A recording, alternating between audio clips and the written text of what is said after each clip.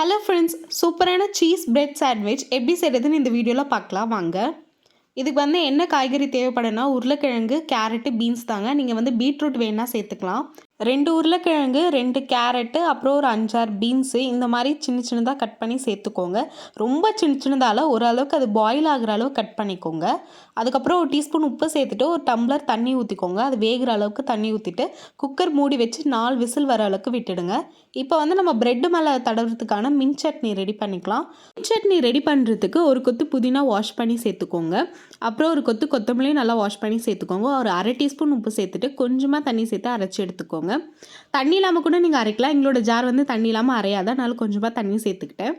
இப்போ வந்து நம்ம அந்த பொட்டேட்டோ எல்லாமே வந்து ஒரு கட்லெட் மாதிரி பண்ணி தான் ப்ரெட்டில் நம்ம ஸ்டஃப் பண்ண போகிறோம்.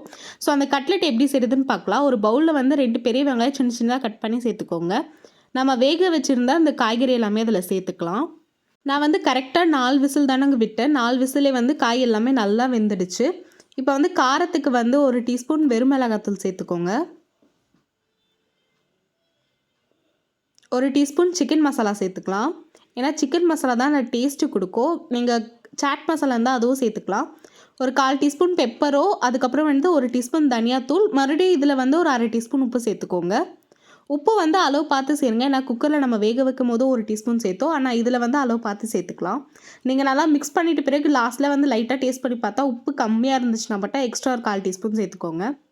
ஸோ இப்போ வந்து நல்லா மசிச்சாச்சு. இப்போ வந்து நம்ம இதில் வந்து பிரெட் கிரம்ஸ் ஆட் பண்ண போகிறோம். பிரெட் கிரம்ஸ் இல்லாதவங்க பிரெட்டை வந்து மிக்சியில் அரைச்சி எடுத்து கூட சேர்த்துக்கலாம்.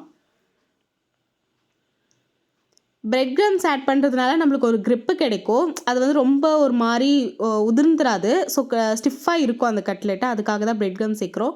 அதுக்கப்புறம் வந்து ஒரு 2 டீஸ்பூன் வந்து கார்ன்ஃப்ளவர் மாவு சேர்த்துக்கோங்க. நம்ம கட்லெட் மாதிரி ரெடி பண்ணிவிட்டு அதை மறுபடியும் பிரெட் கிரம்ஸில் வந்து டோஸ்ட் பண்ணிட்டு தான் ஃப்ரை பண்ண போகிறோம். அதனால தான் இன்னும் நல்லா நம்மளுக்கு கிறிஸ்பியாக கிடைக்கும். ஸோ அதுக்காக பிரெட் கிரம்ஸ் வந்து ஒரு பிளேட்டில் வந்து போட்டு வச்சுக்கோங்க. இப்போ வந்து நம்ம மிக்சிங்கில் வந்து எக்ஸ்ட்ரா ஒரு 2 டீஸ்பூன் அரிசி மாவு சேர்த்துக்கலாம். இன்னும் நம்மளுக்கு கட்லெட் வந்து கிறிஸ்பியாக இருக்கும். ஸோ இப்போ வந்து இது ஒரு கட்லெட் பதத்துக்கு நல்லா ரெக்டாங்குலர் இல்லை ஸ்கொயர் ஷேப்லேயோ அது மாதிரி நல்லா நம்ம ரெடி பண்ணிவிட்டு பிரெட் கிரம்ஸில் ஃப்ரண்ட் அண்ட் பேக்கில் நல்லா டோஸ்ட் பண்ணிவிட்டு ஆயில் ஃப்ரை பண்ணிக்கலாம்.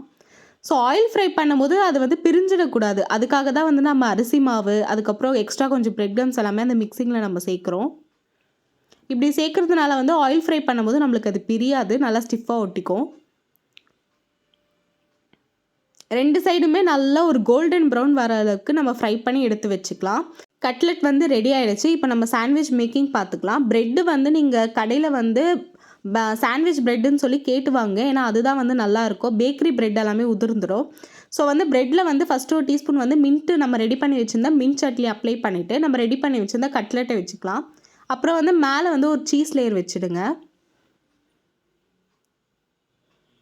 அதுக்கு மேலே மறுபடியும் இன்னொரு பிரெட் வச்சுடுங்க. இதுக்கு மேலே நீங்கள் மறுபடியும் மின்ட் சட்னி ஆட் பண்ணுறதா தான் பண்ணலாம். அது நம்ம இஷ்டம் தான்.